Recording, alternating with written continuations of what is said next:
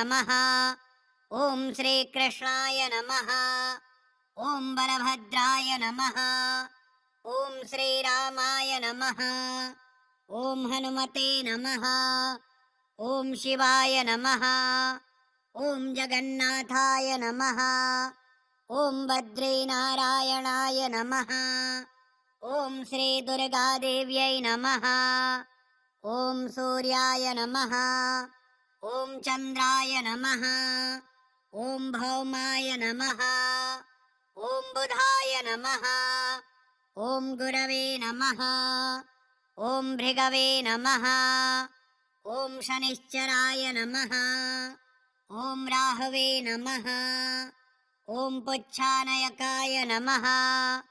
ॐ नवग्रहरक्षाकुरुकुरु नमः। ॐ मन्येवरं हरिहरादय एव दृष्ट्वा द्रष्टेषु येषु हृदयस्थं त्वयं तोषमेति विविक्षतेन भवता भूयेन नान्या कश्चिन्मनोहरति नाथ भवान्तरेऽपि। ॐ नमो मणिभद्रे जय विजय पराजिते भद्रे लभ्यं कुरु कुरु स्वाहा। ॐ भूर्भुवः स्वः तत्सवितुर्वरेण्यं भर्गो देवस्य धीमहि धियो यो नः प्रचोदयात्। सर्वविघ्नं शान्तं कुरु कुरु स्वाहा। ॐ ऐं ह्रीं क्लीं श्रीबटुकभैरवाय आपदुद्धारणाय महानश्यामस्वरूपाय दीर्घारिष्टविनाशाय नानाप्रकारभोगप्रदाय मम सर्वारिष्टं हन हन पच पच हर हर कच कच राजद्वारे जयं कुरु कुरु व्यवहारे लाभं वृद्धिं वृद्धिं रणे शत्रुन् विनाशय विनाशय पूर्ण आयुः कुरु कुरु स्त्रीप्राप्तिं कुरु कुरु। हुं फट् स्वाहा। ॐ नमो भगवते वासुदेवाय नमः। ॐ नमो भगवते विश्वमूर्तये नारायणाय श्रीपुरुषोत्तमाय रक्ष रक्ष युग्मदधिकं प्रत्यक्षं परोक्षं वा अजीर्णं पच पच विश्वमूर्तिकान् हन हन एकहनिकं द्वाहनिकं त्राहनिकं चतुर्हनिकं ज्वरं नाशय नाशय चतुरग्निवातान् अष्टादशशयान् रोगान् अष्टादश कुष्ठान् हन हन सर्वदोषं भञ्जय भञ्जय तत्सर्वं नाशय नाशय शोषय शोषय आकर्षय आकर्षय मम शत्रुं मारय मारय उच्चाटय उच्चाटय विदवेशय विदवेशय स्तम्भय स्तम्भय निवारय निवारय विघ्नं हन हन दह दह पच पच मथ मथ विध्वंसय विध्वंसय विद्रावय विद्रावय चक्रं गृहीत्वा शीघ्रमागच्छ गच्छ चक्रेण हन हन पाविद्यां छेदय छेदय 84 चेटकान् विस्फोटान् नाशय नाशय वातशुष्कदृष्टिसर्प सिंहव्याघ्रद्विपच्चतुष्पद अपरे बाह्यं ताराभिः भव्यन्तरिक्षम् अन्यान्यव्यापिके चिद् देशकाल स्थान सर्वान् हन हन विद्युन्मेघ नदी पर्वत अष्टव्याधि सर्वस्थानानि रात्रिदिनं चौरान्वशय वशय सर्वोपद्रवनाशनाय परसैन्यं विदारय विदारय परचक्रं निवारय निवारय दह दह रक्षां कुरु कुरु। ॐ नमो भगवते ॐ नमो नारायणाय हुं फट् स्वाहा ठः ठः ॐ ह्रीं ह्रीं ॐ ह्रीं क्लीं भुवनेश्वर्याः श्रीं ॐ भैरवाय नमः। हरि ॐ उच्छिष्टदेव्यै नमः। डाकिनी सुमुखी देव्यै महापिशाचिनी ॐ ऐं ठः ठः ॐ चक्रिण्या अहं रक्षां कुरु कुरु। सर्वव्याधि हरणी देव्यै नमो नमः। सर्वप्रकार बाधा शमनमरिष्ट निवारणं कुरु कुरु फट्। श्रीं ॐ कुब्जिकादेव्यै ह्रीं ठः स्वाहा। शीघ्रमरिष्टनिवारणं कुरु कुरु। शाम्भरी क्रीं ठः स्वाहा। शारिकाभेदा महामाया पूर्णम् आयुः कुरु। हेमवती मूलं रक्षा कुरु। चामुण्डायै देव्यै शीघ्रं विघ्नं सर्वं वायुकफपित्तं रक्षां कुरु। मन्त्रतन्त्रयन्त्रकवचग्रहपीडा नडतर पूर्वजन्मदोष नडतर। यस्य जन्मदोष नडतर मातृदोष नडतर पितृदोष नडतर मारणमोहन उच्चाटन वशीकरण स्तम्भन उन्मूलनं भूतप्रेत पिशाच जात जादूटोना शमनं कुरु। सन्ति सरस्वत्यै कण्ठिकादेव्यै गलविस्फोटकायै विक्षिप्तशमनं महानज्वरक्षयं कुरु स्वाहा। सर्वसामग्री भोगं सप्तदिवसं देहि देहि रक्षां कुरु। क्षण क्षण अरिष्टनिवारणं दिवस प्रतिदिवस दुःखहरणं मङ्गलकरणं कार्यसिद्धिं कुरु कुरु। हरि ओं श्रीरामचन्द्राय नमः। हरि ओं भूर्भुवः स्वः। चन्द्रतारा नवग्रह शेषनागपृथ्वीदेव्यै आकाशस्य सर्वारिष्टं निवारणं कुरु कुरु स्वाहा। ॐ ऐं ह्रीं श्रीं वटुकभैरवाय आपदुद्धारणाय सर्वविघ्ननिवारणाय मम रक्षां कुरु कुरु स्वाहा। ॐ ऐं ह्रीं क्लीं वासुदेवाय नमः। वटुकभैरवाय आपदुद्धारणाय मम रक्षां कुरु कुरु स्वाहा। ॐ ऐं ह्रीं क्लीं श्रीविष्णुभगवान् मम अपराधक्षमा कुरु कुरु। सर्वविघ्नं विनाशय मम कामना पूर्णं कुरु कुरु स्वाहा। ॐ ऐं ह्रीं क्लीं वटुकभैरवाय आपदुद्धारणाय सर्वविघ्ननिवारणाय मम रक्षां कुरु कुरु स्वाहा। ॐ ऐं ह्रीं क्लीं श्रीं ॐ श्री दुर्गादेवी रुद्राणी सहिता रुद्रदेवता कालभैरवसः वटुकभैरवाय हनुमानसः मकरध्वजाय आपदुद्धारणाय मम सर्वदोषशमाय कुरु कुरु।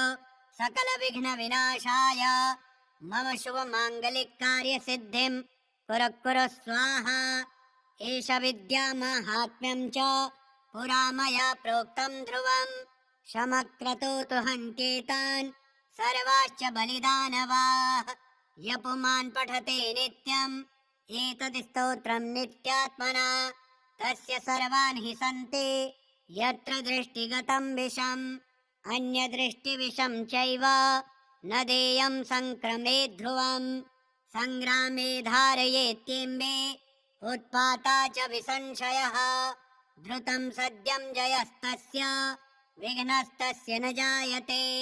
किमत्र बहुनोक्तेन सर्वसौभाग्यसम्पदा लभते नात्र सन्देहो नान्यथा वचनं भवेत्। गृहीतो यदि वा यत्नं बालानां विविधैरपि शीतं समुष्णतां याति उष्णः शीतमयो भवेत्।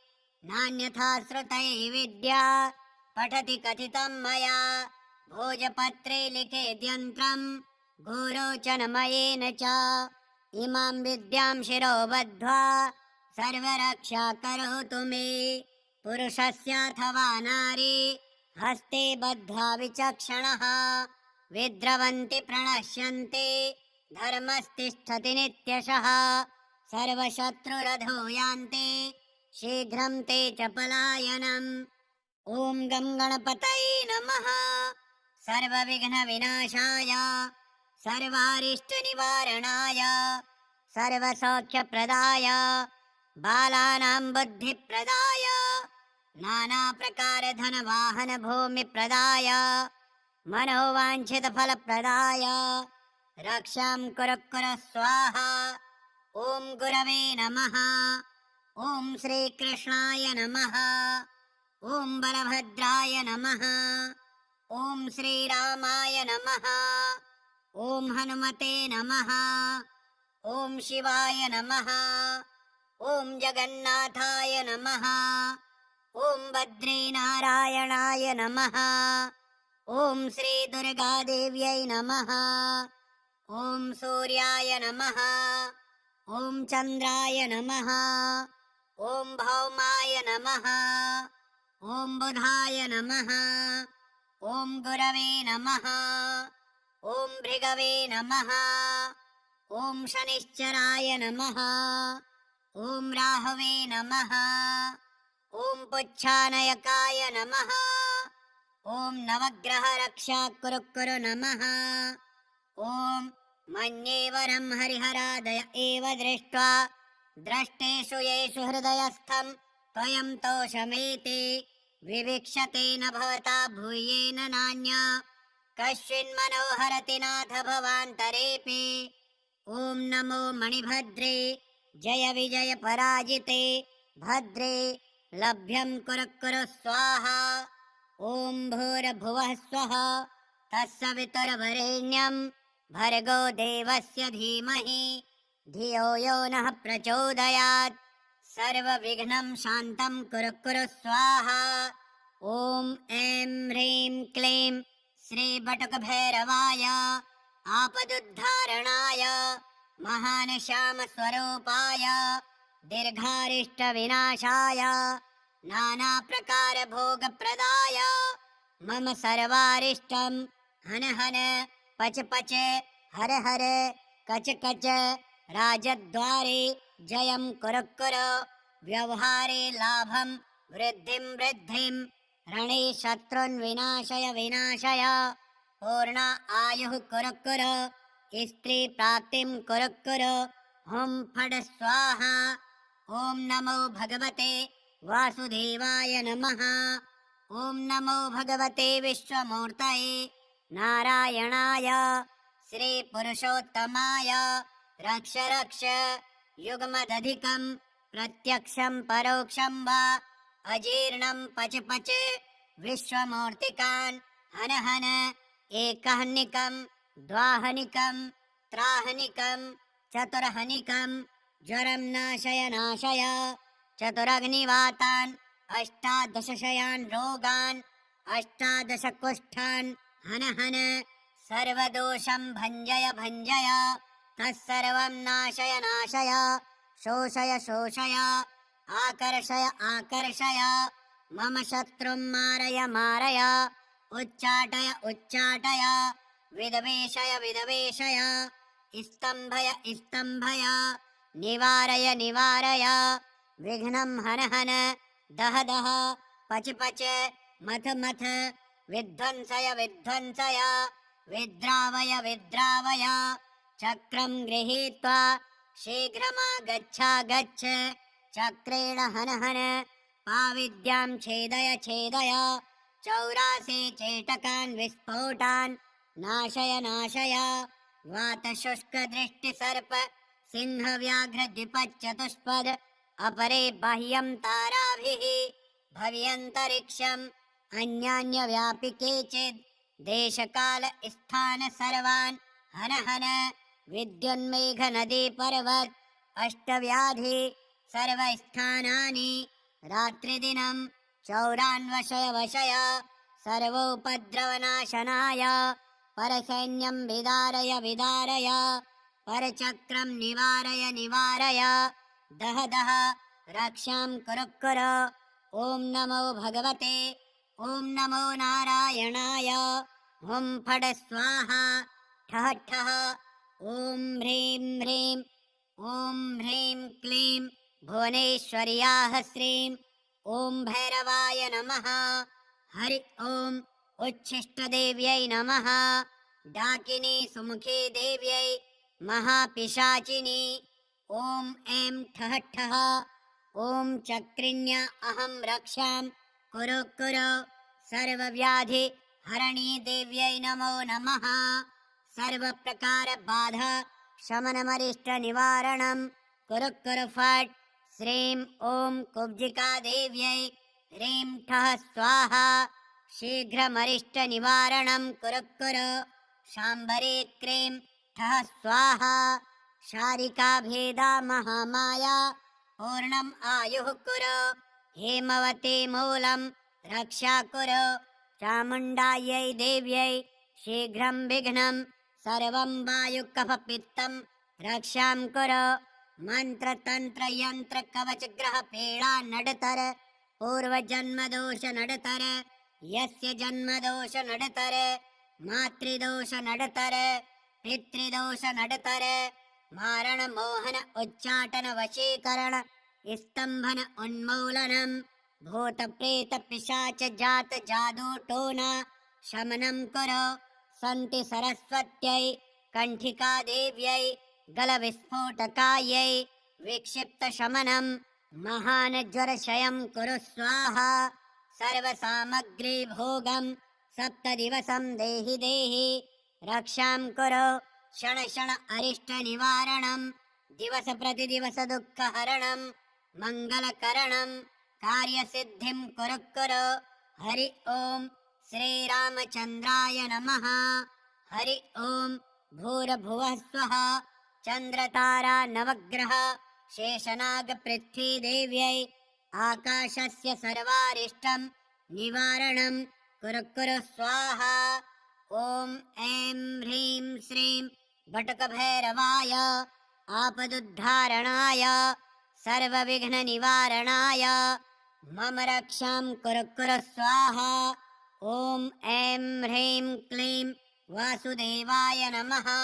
बटुकभैरवाय आपदुद्धारणाय मम रक्षां कुरु कुरु स्वाहा ओम ऐं ह्रीं क्लीं श्री विष्णु भगवान् मम अपराध क्षमा कुरु कुरु सर्वविघ्नं विनाशय मम कामना पूर्णं कुरु कुरु स्वाहा ओम ऐं ह्रीं क्लीं बटुकभैरवाय आपदुद्धारणाय सर्वविघ्ननिवारणाय मम रक्षां कुरु कुरु स्वाहा ओम ऐं ह्रीं क्लीं श्रीं ओम श्री दुर्गा देवी रुद्राणी सहिता रुद्रदेवता कालभैरवसः बटुकभैरवाय हनुमानसः मकरध्वजाय आपदुद्धारणाय मम सर्वदोषशमाय कुरु कुरु सकलविघ्नविनाशाय मम शुभमाङ्गलिककार्यसिद्धिं कुरु कुरु स्वाहा एष विद्यामाहात्म्यं च पुरा मया प्रोक्तं ध्रुवं शमक्रतोतु हन्त्येतान् सर्वाश्च बलिदानवाः य पुमान् पठते नित्यम् एतत् स्तोत्रं नित्यात्मना तस्य सर्वान् हि सन्ति यत्र दृष्टिगतं विषम् अन्यदृष्टिविषं चैव न देयं संक्रमे ध्रुवम् संग्रामे धारयेत्येम्बे उत्पाता च विसंशयः द्रुतं सद्यं जयस्तस्य विघ्नस्तस्य न जायते किमत्र बहुनोक्तेन सर्वसौभाग्यसम्पदा लभते नात्र सन्देहो नान्यथा वचनं भवेत् गृहीतो यदि वा यत्नं बालानां विविधैरपि शीतं समुष्णतां याति उष्णः शीतमयो भवेत् नान्यथा श्रुतये विद्या पठति कथितं मया भोजपत्रे लिखेद्यन्त्रं गोरोचनमयेन च इमां विद्यां शिरो बद्ध्वा सर्वरक्षा करोतु मे पुरुषस्याथवा नारी हस्ते बद्ध्वा विचक्षणः विद्रवन्ति प्रणश्यन्ति धर्मस्तिष्ठति नित्यशः सर्वशत्रुरधो यान्ति शीघ्रं ते च पलायनम् ॐ गं गणपतये नमः सर्वविघ्नविनाशाय सर्वारिष्टनिवारणाय सर्वसौख्यप्रदाय बालानां बुद्धिप्रदाय नानाप्रकारधनवाहनभूमिप्रदाय मनोवाञ्छितफलप्रदाय रक्षां कुरु कुरु स्वाहा ॐ गुरवे नमः ॐ श्रीकृष्णाय नमः ॐ बलभद्राय नमः ॐ श्रीरामाय नमः। ॐ हनुमते नमः। ॐ शिवाय नमः। ॐ जगन्नाथाय नमः। ॐ बद्रीनारायणाय नमः। ॐ श्रीदुर्गादेव्यै नमः। ॐ सूर्याय नमः। ॐ चन्द्राय नमः। ॐ भौमाय नमः। ॐ बुधाय नमः। ॐ गुरवे नमः। ॐ भृगवे नमः। ॐ शनिश्चराय नमः। ॐ राहवे नमः। ॐ पुच्छानयकाय नमः। ॐ नवग्रहरक्षाकुरुकुरु नमः।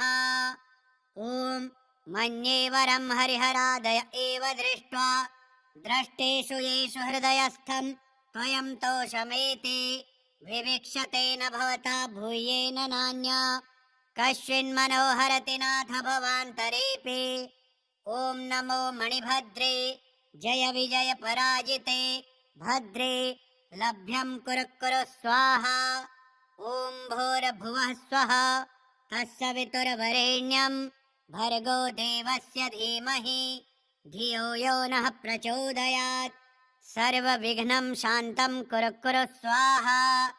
ॐ ऐं ह्रीं क्लीं श्रीबटुकभैरवाय आपदुद्धारणाय महानश्यामस्वरूपाय दीर्घारिष्टविनाशाय नानाप्रकारभोगप्रदाय मम सर्वारिष्टं हन हन पच पच हर हर कच कच राजद्वारे जयं कुरु कुरु व्यवहारे लाभं वृद्धिं वृद्धिं रणे शत्रुन् विनाशय विनाशय पूर्ण आयुः कुरु कुरु स्त्री प्राप्तिं कुरु कुरु।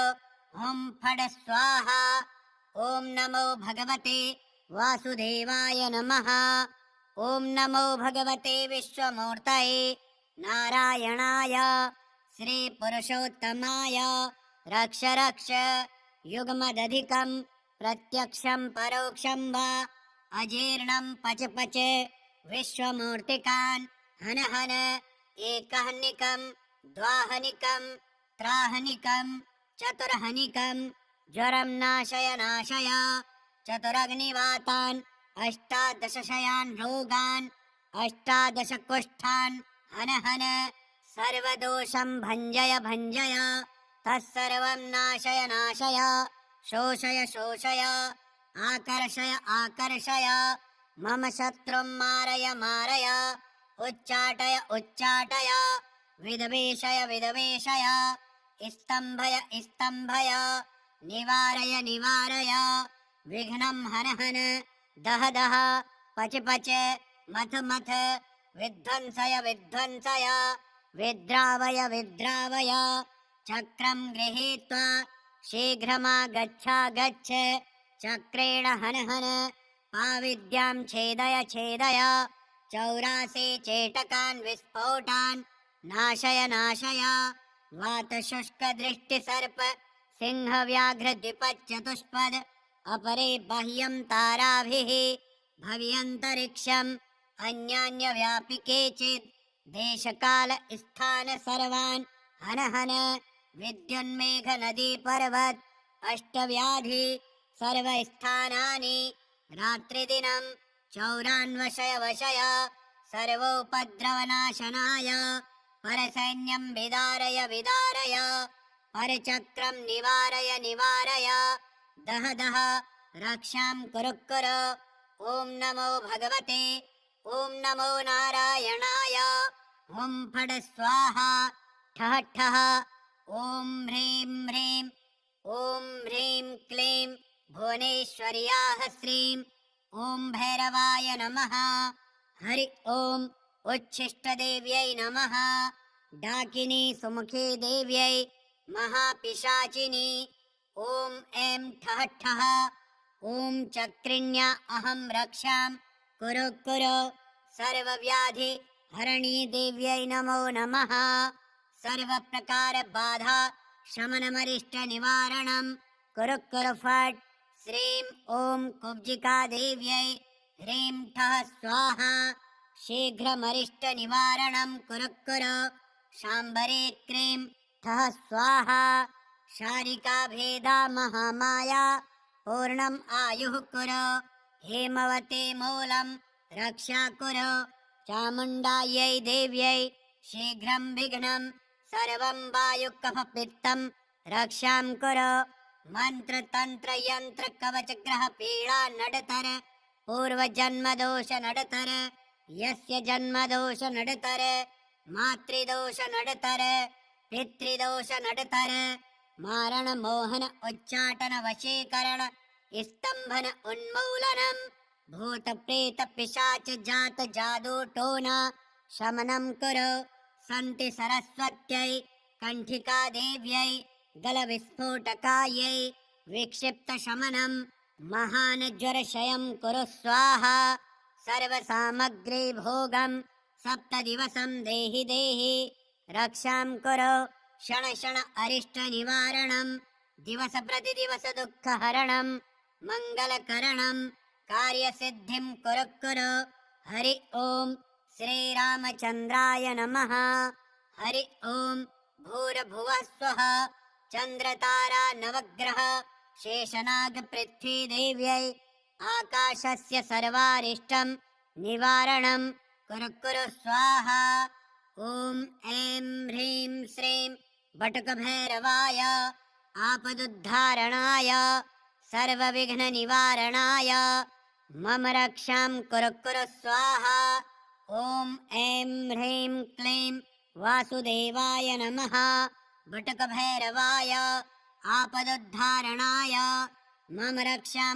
कुरु कुरु स्वाहा ओम ऐं ह्रीं क्लीं श्री विष्णु भगवान् मम अपराध क्षमा कुरु कुरु सर्वविघ्नं विनाशय मम कामना पूर्णं कुरु कुरु स्वाहा ओम ऐं ह्रीं क्लीं बटुकभैरवाय आपदुद्धारणाय सर्वविघ्ननिवारणाय मम रक्षां कुरु कुरु स्वाहा ओम ऐं ह्रीं क्लीं श्रीं ओम श्री दुर्गा देवी रुद्राणी सहिता रुद्रदेवता कालभैरवसः बटुकभैरवाय हनुमान सह मकरध्वजाय आपदुद्धारणाय मम सर्वदोषशमाय कुरु कुरु सकलविघ्नविनाशाय मम शुभमाङ्गलिककार्यसिद्धिं कुरु कुरु स्वाहा एष विद्यामाहात्म्यं च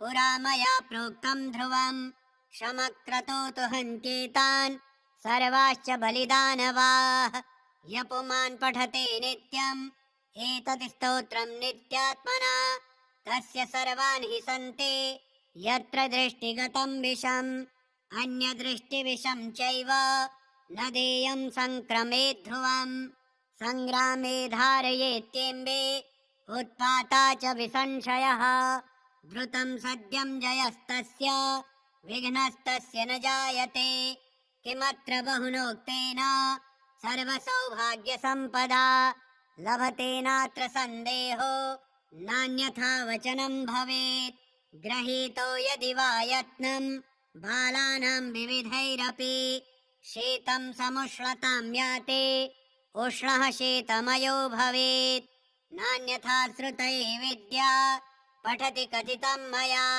भोजपत्रे लिखेद्यन्त्रं गोरोचनमयेन च इमां विद्यां शिरो बद्ध्वा सर्वरक्षा करोतु मे पुरुषस्याथवा नारी हस्ते बद्ध्वा विचक्षणः विद्रवन्ति प्रणश्यन्ति धर्मस्तिष्ठति नित्यशः सर्वशत्रुरधो यान्ति शीघ्रं ते च पलायनम् ॐ गं गणपतये नमः सर्वविघ्नविनाशाय सर्वारिष्टनिवारणाय सर्वसौख्यप्रदाय बालानां बुद्धिप्रदाय नानाप्रकारधनवाहनभूमिप्रदाय मनोवाञ्छितफलप्रदाय रक्षां कुरु कुरु स्वाहा ॐ गुरवे नमः ॐ श्रीकृष्णाय नमः ॐ बलभद्राय नमः ॐ श्रीरामाय नमः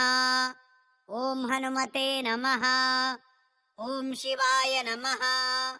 ॐ जगन्नाथाय नमः। ॐ बद्रीनारायणाय नमः। ॐ श्रीदुर्गादेव्यै नमः। ॐ सूर्याय नमः। ॐ चन्द्राय नमः। ॐ भौमाय नमः। ॐ बुधाय नमः। ॐ गुरवे नमः। ॐ भृगवे नमः। ॐ शनिश्चराय नमः। ॐ राहवे नमः। ॐ पुच्छानयकाय नमः। ॐ नवग्रहरक्षाकुरुकुरु नमः। ॐ मन्येवरं हरिहरादय एव दृष्ट्वा द्रष्टेषु येषु हृदयस्थं त्वयं तोषमेते विविक्षतेन भवता भूयेन नान्या कश्चिन्मनोहरति नाथ भवान्तरेऽपि। ॐ नमो मणिभद्रे जय विजय पराजिते भद्रे लभ्यं कुरु कुरु स्वाहा। ॐ भूर्भुवः स्वः तत्सवितुर्वरेण्यं भर्गो देवस्य धीमहि धियो यो नः प्रचोदयात्। सर्वविघ्नं शान्तं कुरु कुरु स्वाहा।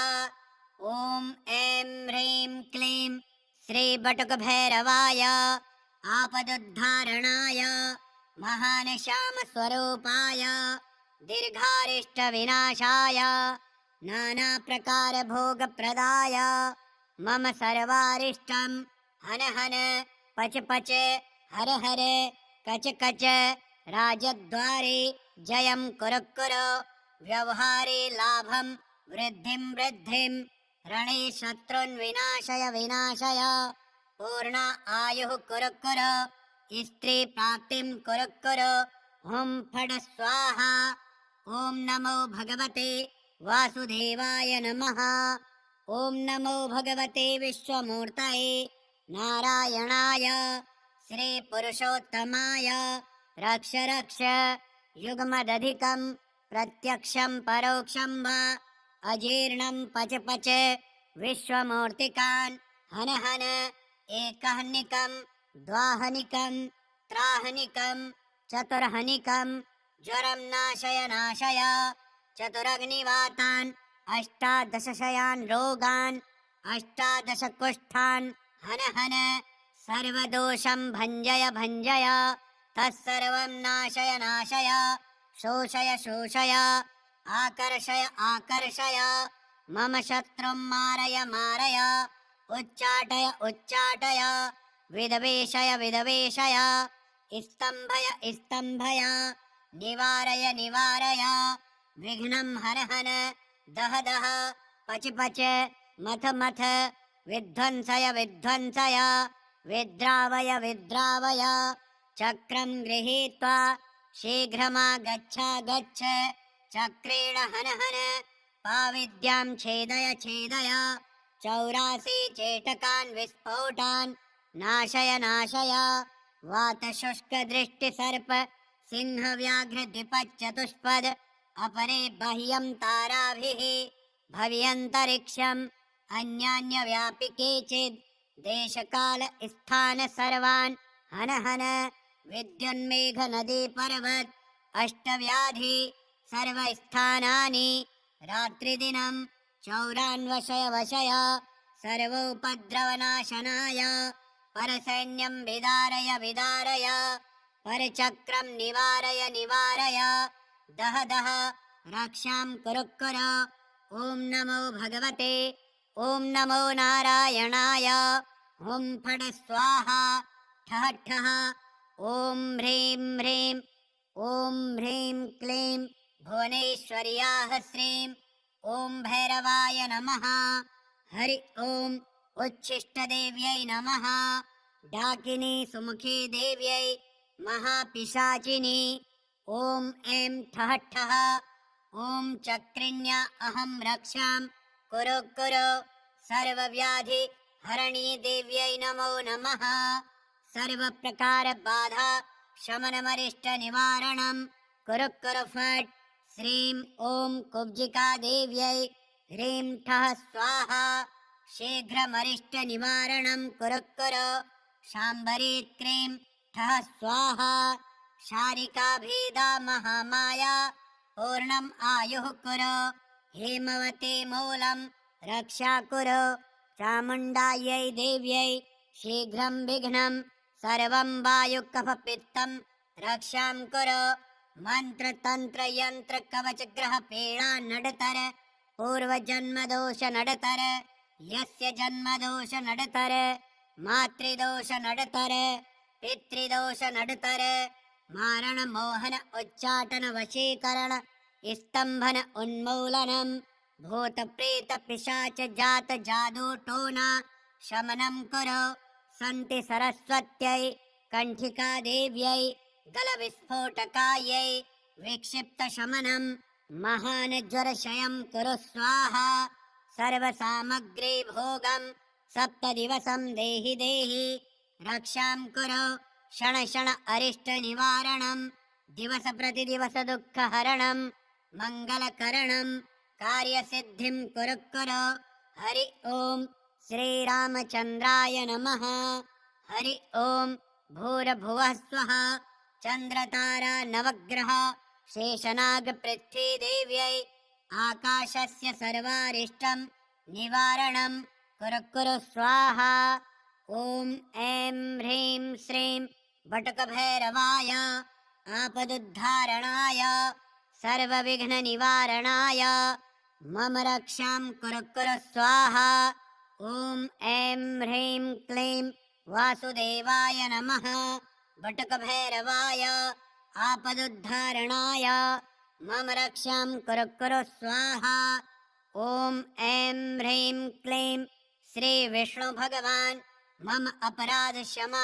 कुरु कुरु सर्वविघ्नं विनाशय मम कामना पूर्णं कुरु कुरु स्वाहा ओम ऐं ह्रीं क्लीं वटकभैरवाय आपदुद्धारणाय सर्वविघ्न निवारणाय मम रक्षां कुरु कुरु स्वाहा ओम ऐं ह्रीं क्लीं श्रीं ओम श्री दुर्गा देवी रुद्राणी सहिता रुद्रदेवता कालभैरव सह वटकभैरवाय हनुमान सह मकरध्वजाय आपदुद्धारणाय मम सर्वदोषशमाय कुरु कुरु सकलविघ्न विनाशाय मम शुभमाङ्गलिककार्यसिद्धिं कुरु कुरु स्वाहा एष विद्यामाहात्म्यं च पुरा मया प्रोक्तं ध्रुवं शमक्रतुतु हन्त्येतान् सर्वाश्च बलिदानवाः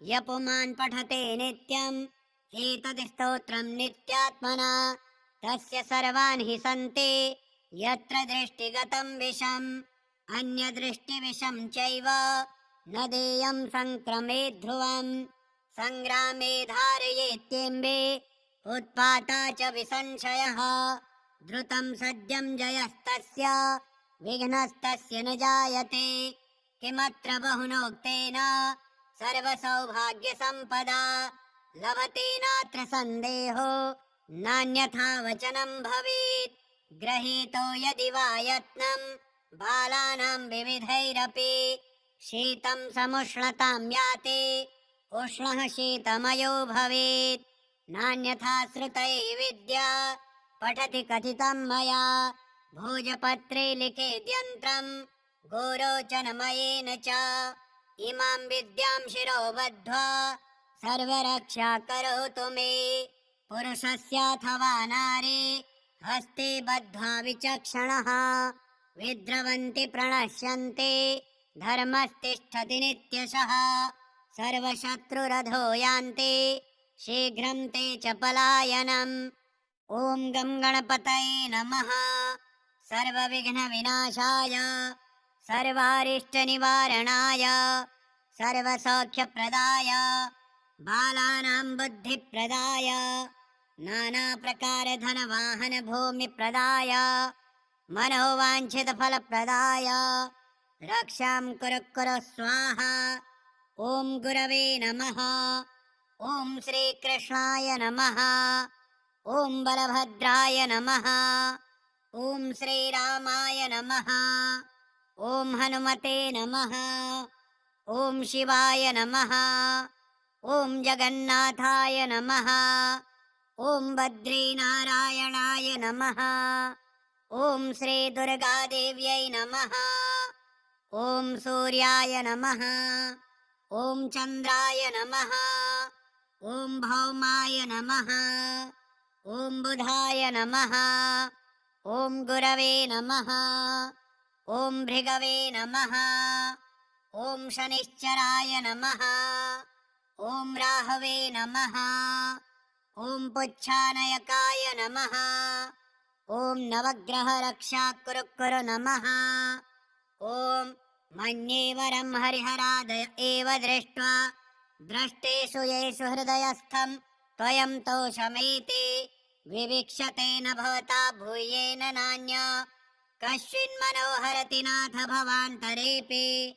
ॐ नमो मणिभद्रे जय विजय पराजिते भद्रे लभ्यं कुरु कुरु स्वाहा।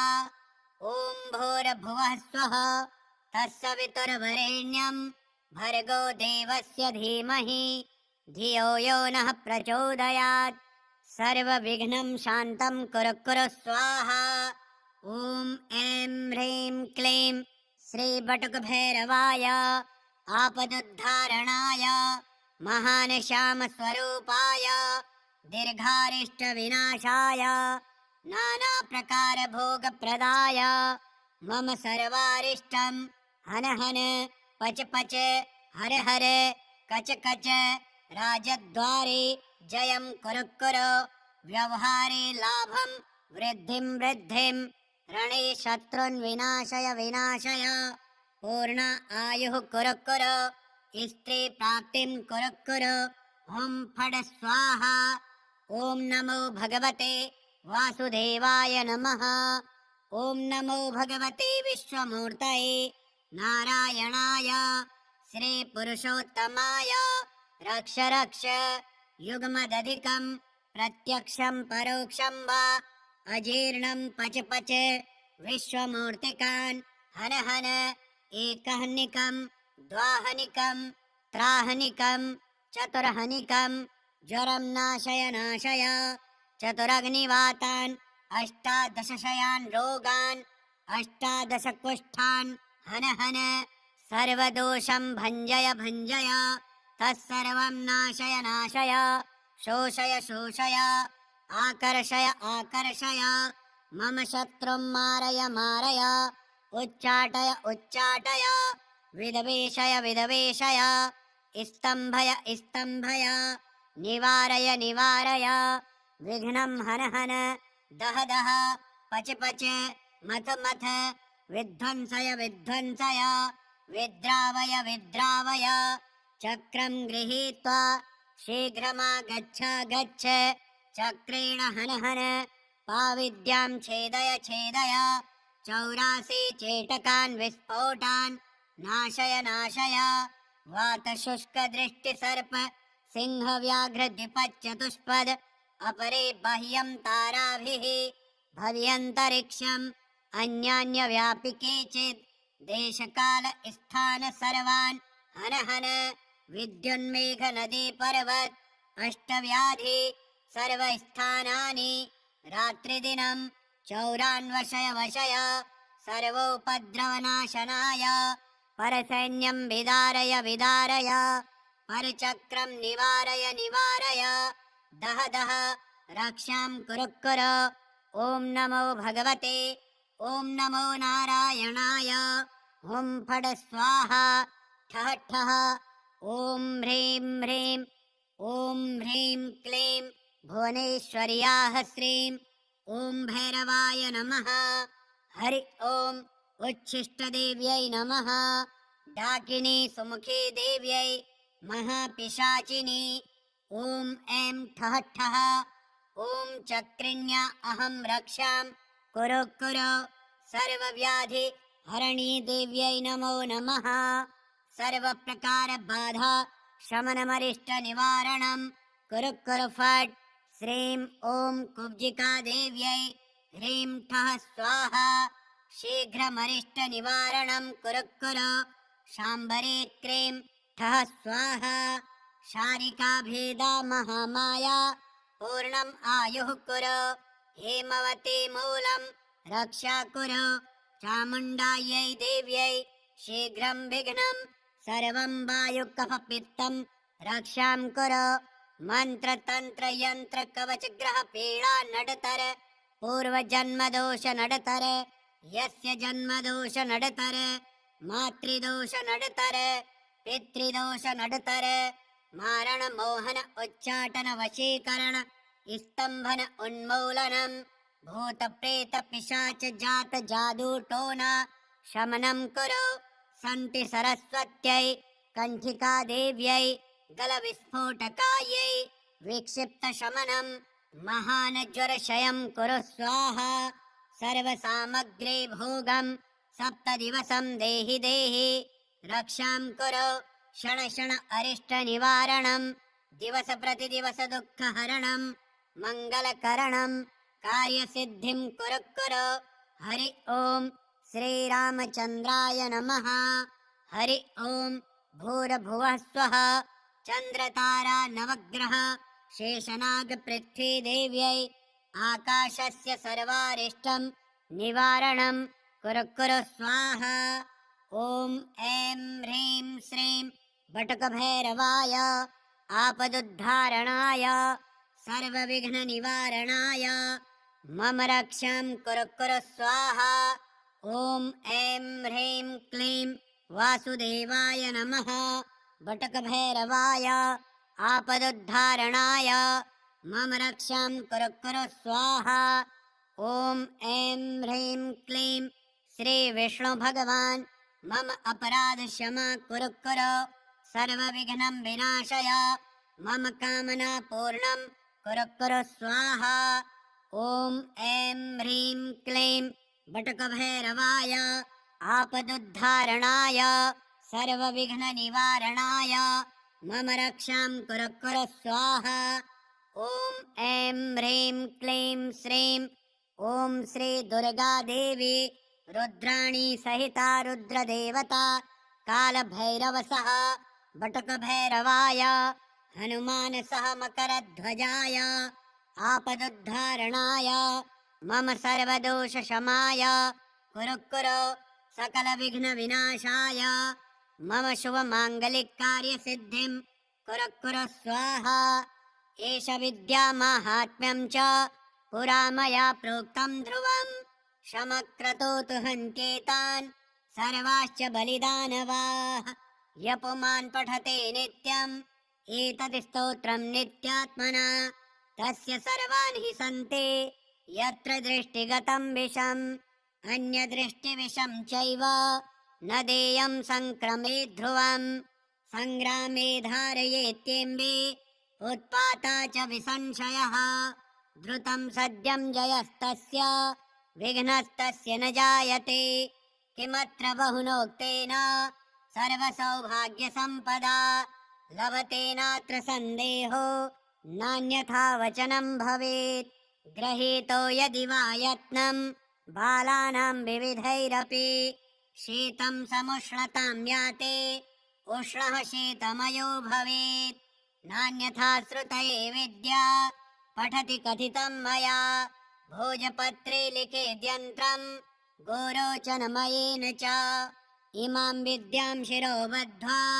सर्वरक्षा करोतु मे पुरुषस्याथवा नारी हस्ते बद्ध्वा विचक्षणः विद्रवन्ति प्रणश्यन्ति धर्मस्तिष्ठति नित्यशः सर्वशत्रुरधो यान्ति शीघ्रं ते च पलायनम् श्रीभृगुऋषिकृतं सर्वारिष्टनिवारणस्तोत्रम् श्री सर्वेभ्यो देवी देवार्पणमस्तु ओम श्री सर्वदेवी देवताभ्यो नमः।